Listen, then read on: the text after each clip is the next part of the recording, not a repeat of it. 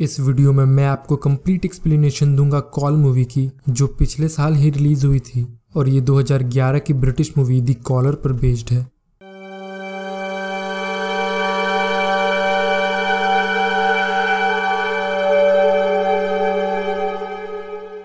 Movie की शुरुआत में हम सोयोंग को अपने गांव विजिट करते हुए देखते हैं, क्योंकि उसकी मां बीमार थी और उसने अपना फोन ट्रेन में ही छोड़ दिया था। रास्ते में उसे सोंग हो लिफ्ट देता है, जो उसी गांव में स्ट्रॉबेरीज की खेती किया करता है। घर पहुंचने पर सोंग हो उससे कहता है कि आज के लिए वो उसका फोन यूज कर सकती है, पर सोयोन कहती है कि घर में एक पुराना सेलफोन है जिसे वो यूज कर लेगी। घर जाकर वो उस सेलफोन को ढूंढती है और सबसे पहले अपने फोन पर कॉल करती है। दूसरी तरफ एक अनजान लड़की फोन उठाती है, जो उससे कहती है कि वो फोन तभी लौटाएगी जब उसे कुछ पैसे मिलेंगे, और वो उस फोन को स्विच ऑफ कर देती है। सोयोन जाकर अपने लैपटॉप पर अपने मोबाइल नंबर को ट्रेसिंग पर लगा देती है। तभी वो सेल फोन अचानक से रिंग होने लगता है। जब सोयोन फोन उठाती है तो इस बार दूसरी तरफ कोई और लड़की थी, जो उससे कहती है कि उसकी माँ उसे टॉर्चर कर रही है, और जब सोयोन उससे कहती है कि यह रॉन्ग नंबर है तो वो फोन काट देती है। आगे वो हॉस्पिटल में जाकर डॉक्टर से मिलती है, जो कहते हैं कि उसकी माँ के ब्रेन में जो ट्यूमर है वो सर्जरी से ही निकलेगा, तो उसे उन्हें किसी बड़े हॉस्पिटल में ले जाना चाहिए।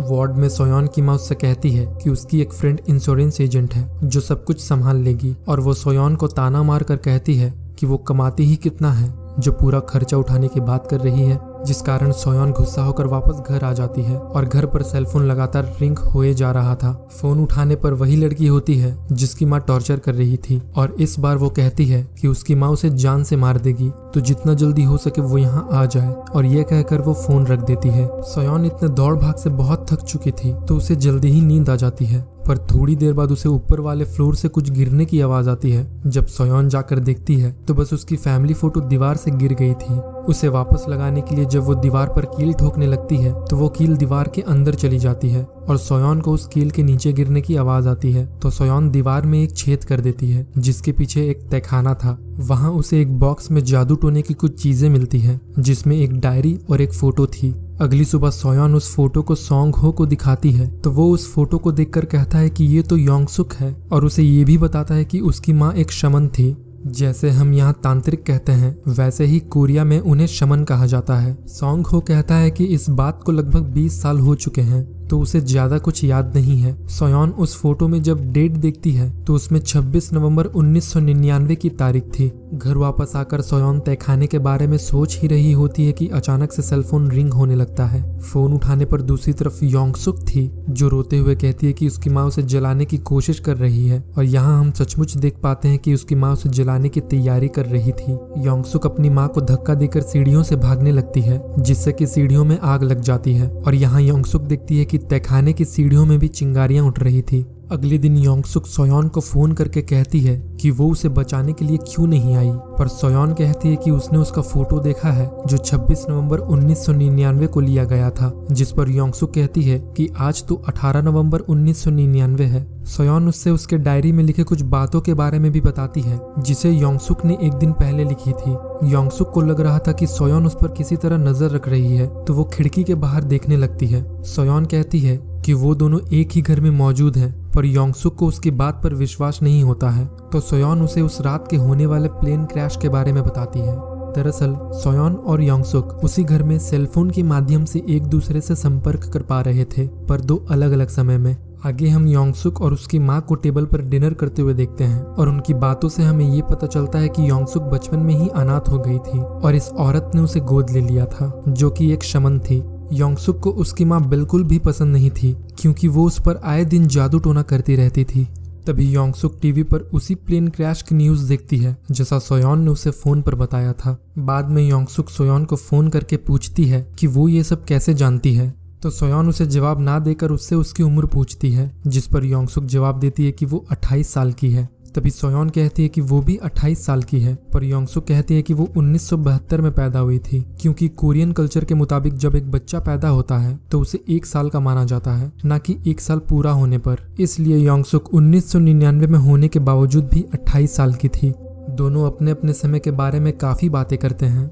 योंगसुक कहती है कि उसकी जिंदगी खून खराबे से भरी होगी, ऐसा उसकी माँ सोचती है, और पूरा दिन उसे कमरे में बंद रखती है। सोयोन बताती है कि उसने भी बचपन में अपने पिता को घर में आग लगने की वजह से खो दिया था, क्योंकि उस दिन उसकी माँ गैस बंद करना भूल गई थी।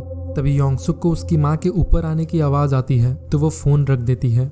उसकी माँ घर में पड़े सारे जादू टोने की चीजें एक बॉक्स में रख देती है और यहाँ आज की तारीख 21 नवंबर 1999 थी, क्योंकि आज एक फैमिली उस घर को देखने के लिए आई होती है जो और कोई नहीं बल्कि सोयोन की फैमिली होती है। घर को देखते वक्त वो योंगसुक से मिलते हैं और जब योंगसुक को पता चलता है कि वो छोटी बच्ची सोयोन है तो वो तुरंत उसे फोन करती है और उसे उसके पिता की आवाज सुनाती है। सोयोन अपने पिता की आवाज सुनकर रोने लगती है। तभी योंगसुक कहती है कि क्या हो अगर वो उसके पिता को वापस जिंदा कर दे तो।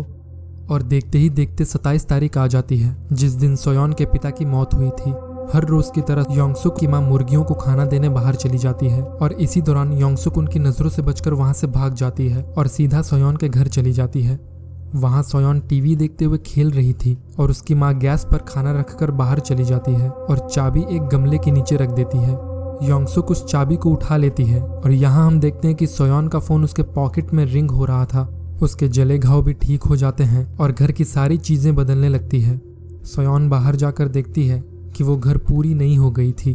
वो थोड़ा आगे जाती है और अपने पिता को जिंदा देखकर खूब रोने लगती है और उनके गले लग जाती है। घर आकर वो योंगसुक को इसके लिए थैंक यू कहती है, पर योंगसुक को उसकी माँ ने बहुत मारा था और शायद उसे गर्म लोहे भी चुभोए थे क्योंकि वो घर के बाहर गई थी। इसके बाद सोयोन फोन पर उसे लेटेस्ट गाने सुनाती है जिसे योंगसुक अपने वॉकमैन पर रिकॉर्ड कर लेती है और वो दोनों अपने अपने समय की काफी चीजें शेयर करते हैं।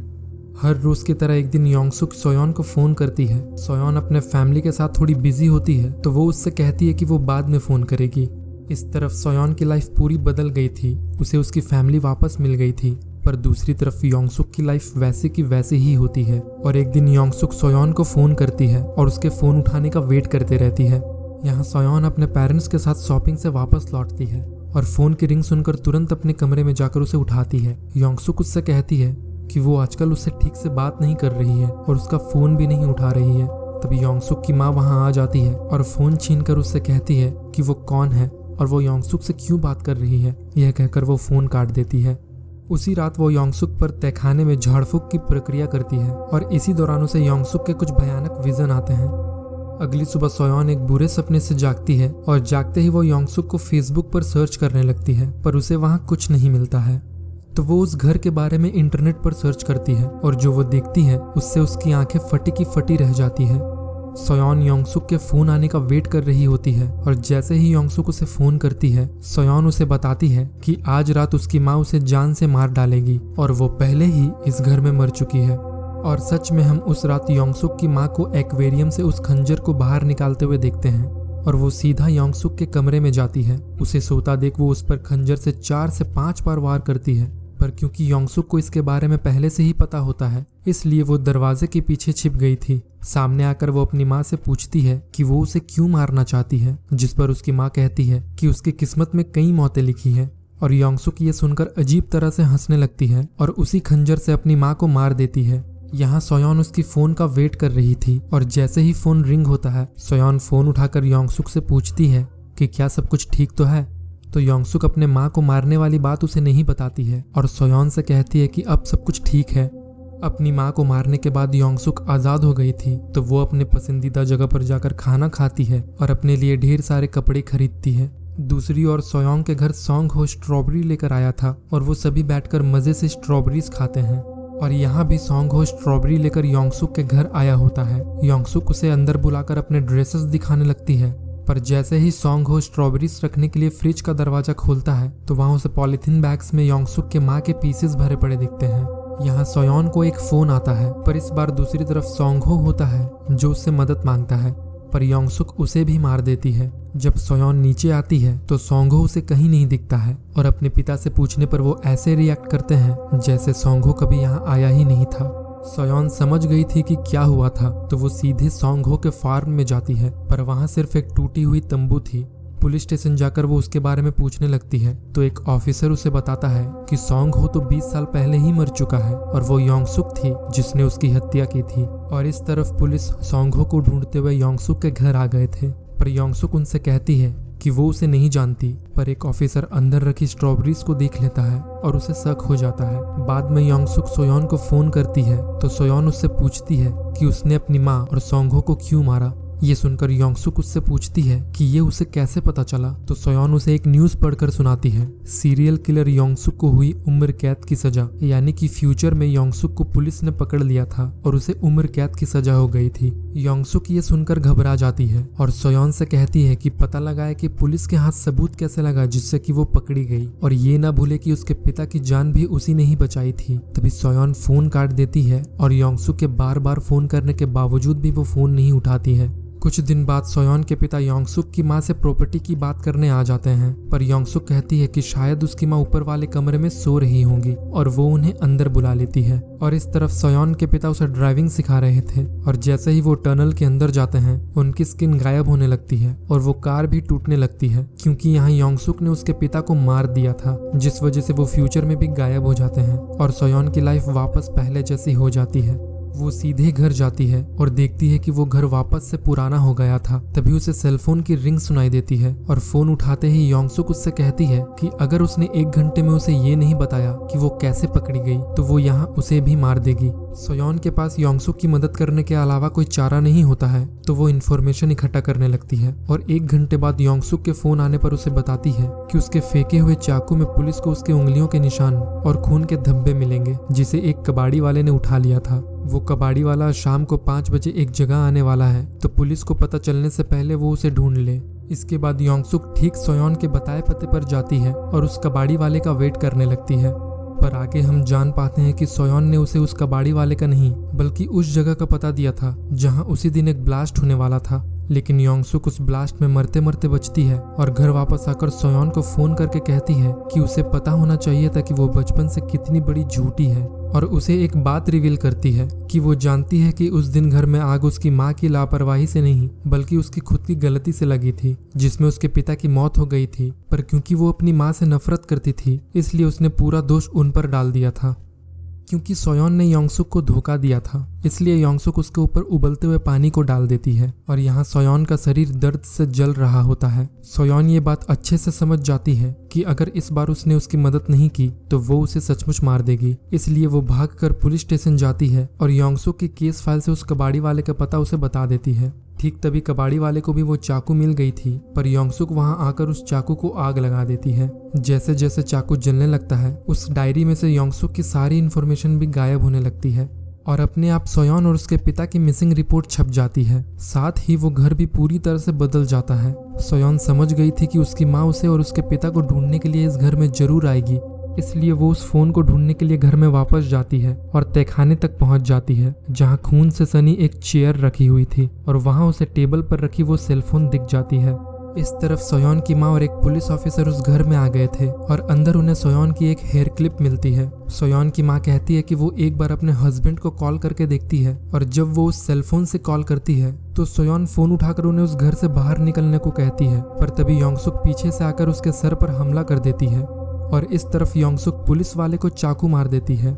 ये देखकर योंगसुक की माँ फोन लेकर ऊपर वाले फ्लोर में चली जाती है और खुद को एक कमरे में लॉक कर देती है। सोयोन भी योंगसुक से लड़कर उससे फोन छीन लेती है और ऊपर वाले कमरे में चली जाती है। सोयोन फोन पर अपनी माँ को हिम्मत दिखाने को कहती है, तभी वहाँ योंगसुक उनके कमरे के बाहर सोयोन को रख देती है और जैसे ही वो बाहर जाती है योंगसुक उन पर पीछे से हमला कर देती है और लड़ते वक्त वो दोनों उस फ्लोर से नीचे गिर जाते हैं और यहाँ प्रेजेंट में वो घर वापस से पुराना हो गया था। तो सोयोन सीधे हॉस्पिटल जाती है, पर उस बेड पर कोई दूसरी औरत थी। वो पुलिस के पास भी जाती है और उस घर के हादसे के बारे में पूछती है, पर पुलिस वालों को कुछ नहीं पता था। आखिर में वो अपने पिता के दफनाए जगह पर जाती है जहां अपनी माँ को जिंदा देखकर वो राहत की सांस लेती है और वो दोनों साथ साथ चलने लगते हैं। लेकिन आगे हम ये देखते हैं कि योंगसुक ने खुद को पहले ही सोयोन की माँ और उस पुलिस वाले के बारे में बता दिया था और उसने खुद से ये कहा था कि चाहे जो कुछ भी हो जाए पर वो फोन को अपने पास ही रखे, तभी वो आने वाले हालात को बदल सकते हैं। और जैसे ही वहाँ योंगसुक की आंखें खुलती है प्रेजेंट में सोयोन की माँ गायब होने लगती है और अंत में सोयोन खुद को उसी तहखाने में बंधा पाती है और मूवी यहाँ खत्म हो जाती है। इस मूवी में बहुत से मिस्टेक्स और इलॉजिकल सीन्स हैं। अगर मैं उन सारी मिस्टेक्स को बताना चाहूँ तो एक दूसरी वीडियो बन जाएगी। तब तक के लिए उम्मीद करता हूँ कि आपको ये वीडियो पसंद आई होगी। मैं हर सैटरडे रात 10 बजे ऐसी ही वीडियोस लाता रहूँगा।